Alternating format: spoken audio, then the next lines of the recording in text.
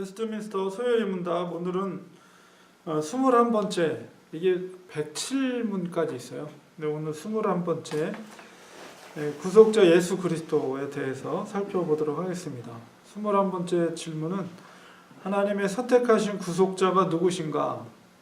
답은 하나님의 구속자는 다만 선택하신 예수 그리스도 뿐이신데 그는 하나님의 영원한 아들이시며 또한 사람이 되셨으니 앞으로도 한 위에 구별된 두 가지 성품이 있어 영원토록 하나님이시요 사람이시니라. 근거가 되는 말씀이 뒤에 붙어 있습니다.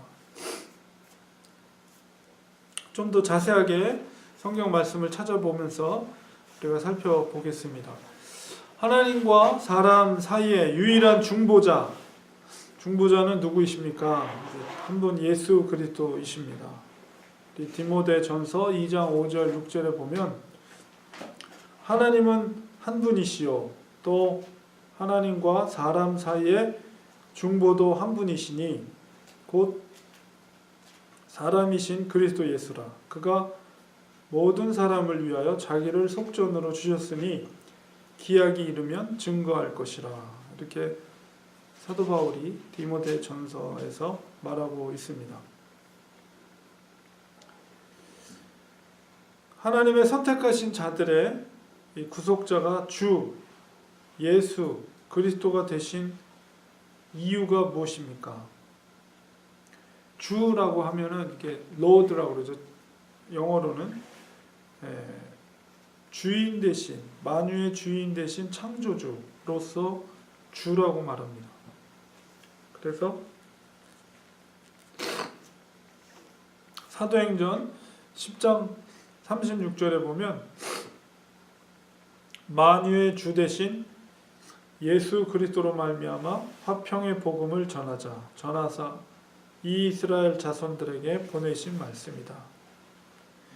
예수 그리스도를 만유의 주라 이렇게 표현하고 있습니다.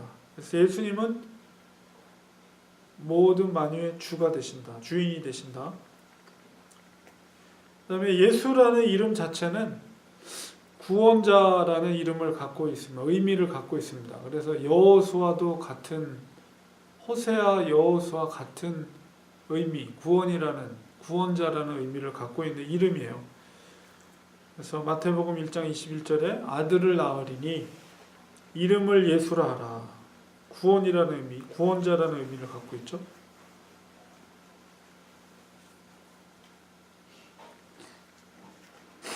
이는 그가 자기 백성을 저희 죄에서 구원할 자이심이라 하니라. 백성들을 구원할 구주로서 이름을 예수라 이렇게 천사가 고지를 하죠. 그리고 그리스도라는 이름은 뭐냐? 그것은 기름 부으심을 받은 자다 이런 의미를 갖고 있습니다. 그래서 우리가 예수님을 예수 그리스도 이렇게 이름을 부르는 것은 예수는 이제 예수님의 고유 명사로서의 이름이고 그리스도라는 것은 기름 부음을 받은 자다 이런 의미를 갖고 있습니다. 사도행전 10장 38절에 하나님이 나사렛 예수에게 성령과 능력을 기름 붓듯 하셨음에 저가 두루 다니시며 착한 일을 행하시고 마귀에게 눌린 모든 자를 고치셨으니 이는 하나님이 함께 하셨습니다. 성경 사도행전 10장에 있는 이 말씀대로 예수 그리스도 그분께 성령과 능력을 기름 붓게 하셨다 이렇게 표현되어 있고, 또 요한복음 3장 34절에 하나님의 보내신 이는 하나님의 말씀을 하나니 이는 하나님이 성령을 한량없이 주심이니라. 그래서 예수님에 대해서 성령을 한량없이 주셨다 이렇게 표현되고 있습니다. 근데 이제 기름 부음을 받은 자다라는 의미는 보통 이제 구약 성경 속에서 기름을 붓는 그런 직분을 갖고 있는 사람들이 이제 세 가지 직분, 이제 나중에 이제 그것에 대해서도 우리가 하게 될 텐데요. 그 세 가지 직분이 뭐냐면 처음은 왕이죠. 왕에게 기름을 부음으로 왕이 되었음을 증거하는 어떤 예표로서 기름을 붓죠. 사무엘이 다윗에게 기름을 붓잖아요. 찾아가서. 그 다음에 이제 두 번째 직분은 이제 대제사장, 아론과 같은 대제사장에게 대제사장으로서 기름을 부어서 직분을 세웁니다. 그다음에 세 번째는 선지자, 마치 엘리야가 엘리사 제자였던 엘리사에게 기름을 부어서 선지자로서의 직분을 이렇게 주는 예식을 예표를 했죠. 이렇게 세 가지 직분이 에게 기름을 부었어요. 구약 속에서 보면 예수님께서도 이런 세 가지 직분을 갖고 있는데, 일단은 이제 1차적인 것은 기름을 부음 받은 자라는 것은 예수 그리스도는 왕이시다, 이런 의미를 갖고 있습니다.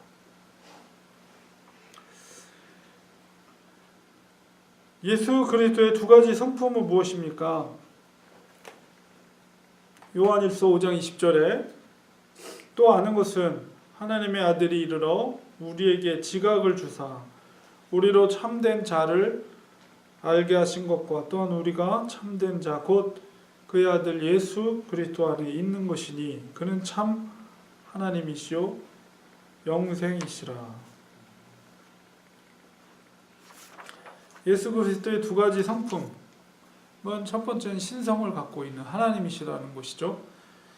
두 번째는 디모데전서 2장 5절에 앞서 읽었던 하나님은 한 분이시요 또 하나님과 사람 사이 중보도 한 분이시니 곧 사람이신 그리스도 예수라.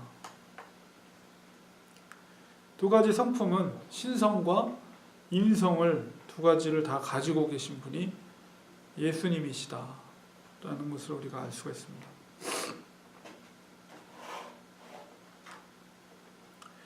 자, 인성을 가졌다라는 것은 완전히 100% 인간이라는 뜻이죠. 예수님이. 근데 2000년 전에 이 땅에 육신을 입고 이 땅에 오셨죠. 그래서 이제 다음 주에 우리가 성육신에 대해서 살펴볼 텐데, 예수님께서 육신을 입고 이 땅에 오셨어요. 그렇다면 예수님께서 인성을 가지시기 전에 원래 어떤 분이셨는가? 그것에 대해서 요한복음 1장 1절과 또 14절에 분명하게 말하고 있습니다. 태초에 말씀이 계시니라. 이 말씀이 하나님과 함께 계셨으니 이 말씀은 곧 하나님이시니라. 이렇게 말하고 있어요. 요한복음 1장 1절에 태초에 세상이 창조될 때 말씀, 이제 원래 헬라어로 로고스라고 그러죠. 말씀이 계셨는데 이 말씀이 하나님과 함께 계셨다. 그런데 이 말씀이 또 곧 하나님이다. 이렇게 말하고 있어요. 근데 이제 14절에 보면 이 말씀이 태초에 말씀이 계셨는데 하나님이 함께 계셨고 또 그 말씀 자체가 하나님이라고 표현했는데 그 말씀이 육신이 되어 우리 가운데 거하심에 우리가 그 영광을 보니 아버지 독생자의 영광이요 은혜와 진리가 충만하더라. 아버지 독생자는 예수 그리스도죠. 그러니까 그 말씀이 육신이 되어 이 땅에 오셨는데 그가 곧 예수 그리스도라는 것입니다. 자, 이것을 통해서 우리가 알 수 있는 것은 뭐냐면 태초에 말씀이 곧 누구예요? 예수 그리스도라는 거예요. 그러므로 태초에 예수 그리스도께서 하나님과 함께 하셨는데 그 예수 그리스도가 곧 하나님이다. 이렇게 말하고 있는 거죠. 이 바로 사도 요한이 그렇게 말하고 있어요. 그래서 우리가 성삼위일체의 근거가 되는 말씀입니다. 그러니까 육신을 입고 이 땅에 오셔서 성육신하신 예수 그리스도는 이전에 인성을, 그 인간으로서의 인성을 가지기 전에는 완전한 하나님의 모습으로 하나님과 함께 계셨고 그 자신이 하나님이었다라는 것을 말하고 있습니다. 구속자가 반드시 사람이 되셔야 할 이유나 필요성은 무엇입니까? 예수님께서 구속자가 되시는데 왜 반드시 사람이어야 되는가? 왜 인성을 반드시 지녀야 되는가? 이런 질문이에요. 히브리서 9장 22절에 보면 율법을 조차 거의 모든 물건이 피로써 정결케 되나니 피 흘림이 없은즉 사함이 없느니라, 이렇게 히브리서에서 말하고 있습니다. 이 구속자라는 건 뭐예요? 인류의 죄를 대신해서 그를 구원해 주는 역할을 하는 사람을 구속자라고 합니다. 그렇다면 그 인류를 구원하기 위해서는 반드시 죄의 문제를 해결해야 되는데, 그 죄의 문제를 해결하기 위해서는 어떻게 된다고요? 율법을 조차 물건이 피로써 정결케 된다라고 말하고 있어요. 여기서 피라는 것은, 성경에서 피라는 것은 생명을 상징하는 거예요. 생명. 그러니까 어떤 물건이 정결하게 되기 위해서는 거기에 피를 통해서, 생명을 통해서 그게 정결케 되는 예식이 필요한데, 그 피 흘림이 있어야만이 반드시 그 죄에 대한 용서함이 있다는 것이죠. 그렇기 때문에 예수 그리스도께서는 반드시 피가 흘려진다는 것은 단순히 뭐 헌혈해서 피를 준다는 의미가 아니라 그 생명이 죽어진다는 의미예요. 그래서 반드시 100% 인성을 갖고 있는 인간이어야만이, 그 생명이 죽어져야만이 대신해서 죄에 대한 문제를 해결할 수 있는 구속자의 자격이 주어지는 거죠. 히브리서 2장 16절 17절에 이는 실로 천사들을 붙들어 주려 하심이 아니요 오직 아브라함의 자손을 붙들어 주려 하심이라. 그러므로 저가 범사의 형제들과 같이 되심이 마땅하도다. 형제들과 같이 됐다는 것은 육신의 몸을 입었다는 것이죠. 이는 하나님의 일에 자비하고 충성된 대제사장이 되어 백성의 죄를 구속하려 하심이라. 친히 십자가에서 죽으심으로 대제사장으로서의 제사의 의미를 하면서도 자신의 육신이 그 희생 제물이 됐다라는 것을 의미합니다. 그것은 백성의 죄를 구속하기 위해서. 자, 그래서 왜 예수 그리스도가 반드시 사람이어야 되는가, 인성을 가져야 되는 인간이 되어야 되는가에 대한 이유를 살펴봤고요. 마지막 질문으로는 또 구속자가 하나님이셔야만 할 이유와 필요성이 무엇인가? 그렇다면 왜 예수 그리스도는 인성을 지니시면서 동시에 신성을 지닌 하나님이셔야만 하는가? 그것을 질문하고 있어요. 죄송합니다. 그것은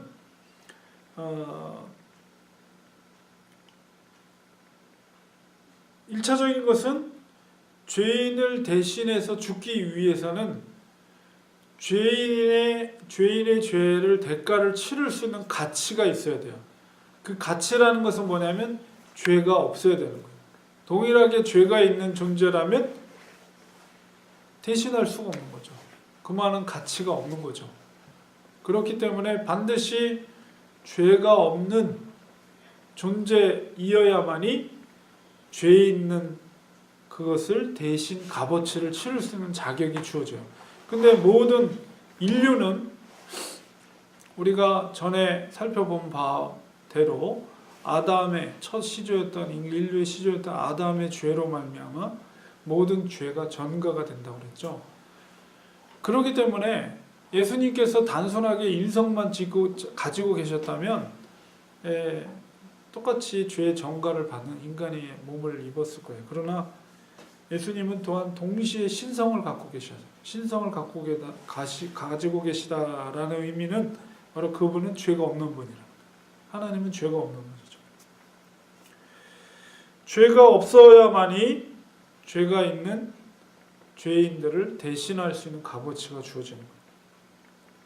그래서 예수님은 육신을 입고 이 땅에 태어날 때도 일반 사람들과 동일한 방법이 아니라 특별한 방법, 성령의 인택해 하심을 통해서 동정녀 마리아를 통해서 이 땅에 태어나게 되신 것이죠.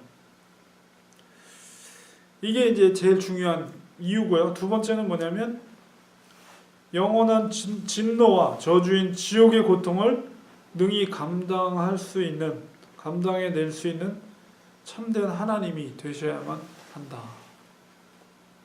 그러니까 죽음의 권세 가운데 들어가게 되는 거죠. 십자가에서 돌아가신다는 것은 완전히 그 영원한 진노 가운데 들어가신 것이고, 그리고 이제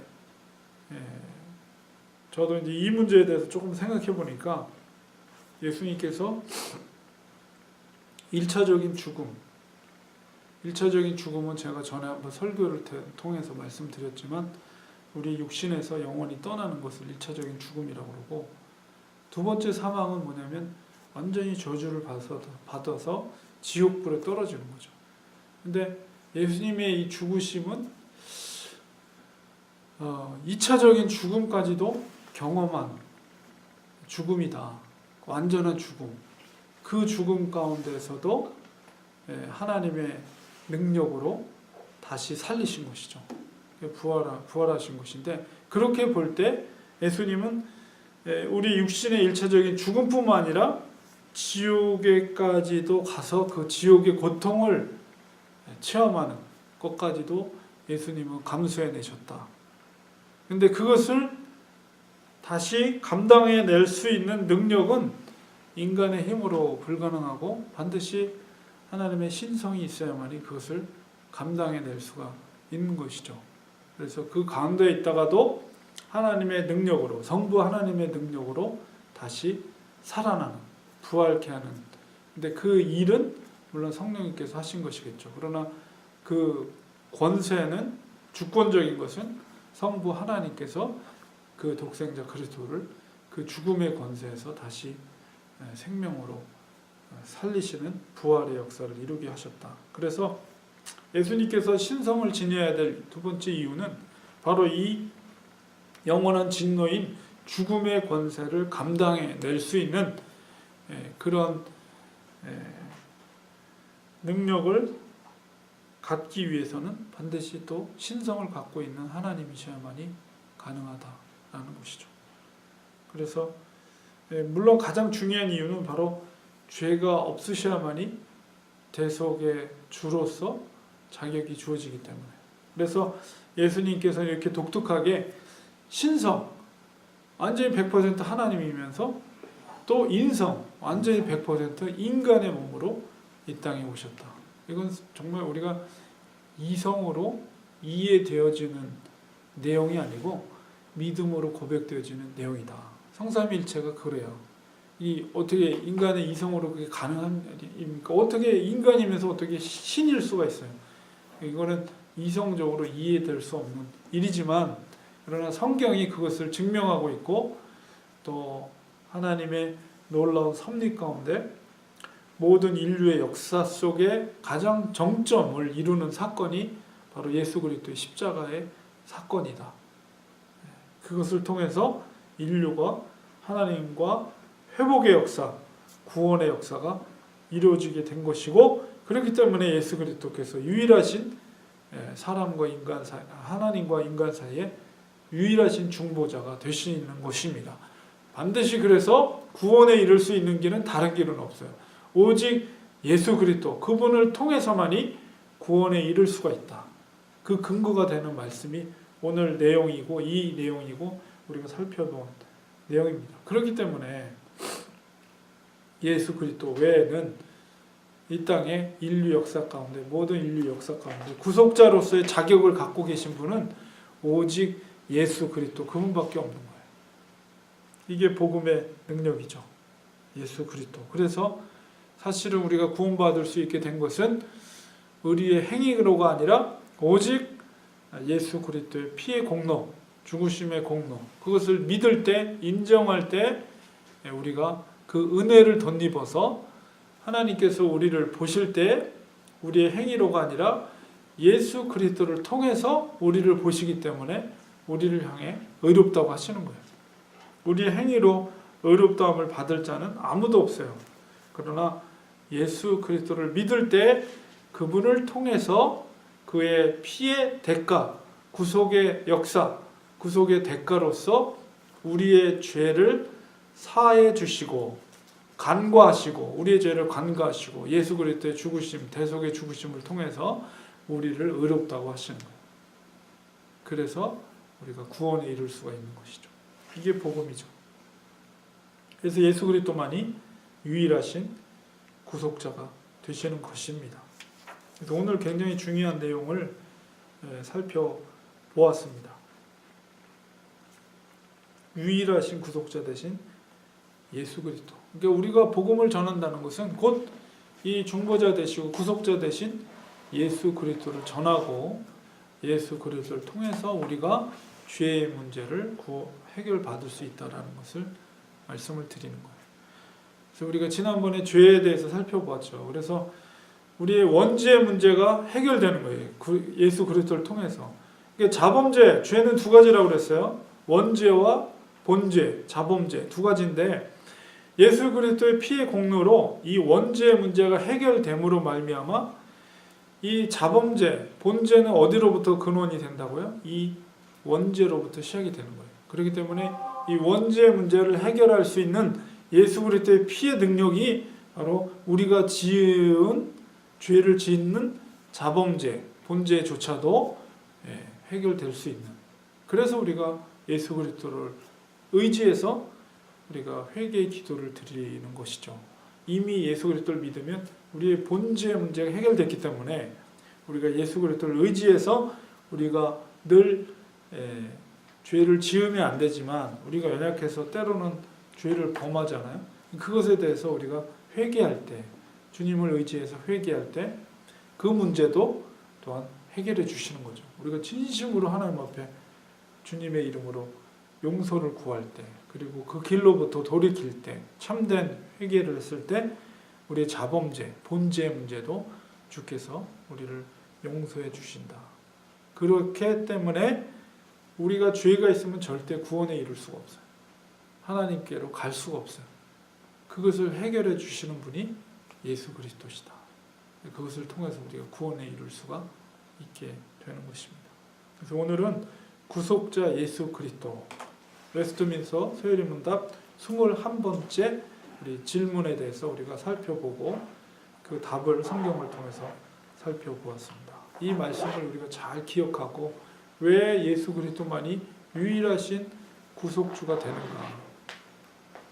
이 세상에 많은 성자들이 많이 있지만 근본적으로 예수 그리스도와 다른 점이 무엇인가? 이런 것을 오늘 말씀을 통해서 확실하게 우리가 구별을 하고 유일하신 구속자는 예수 그리스도뿐이다 라는 것을 우리가 꼭 기억하고 또 그것을 전할 수 있는 우리가 되어야 되겠습니다. 기도하겠습니다.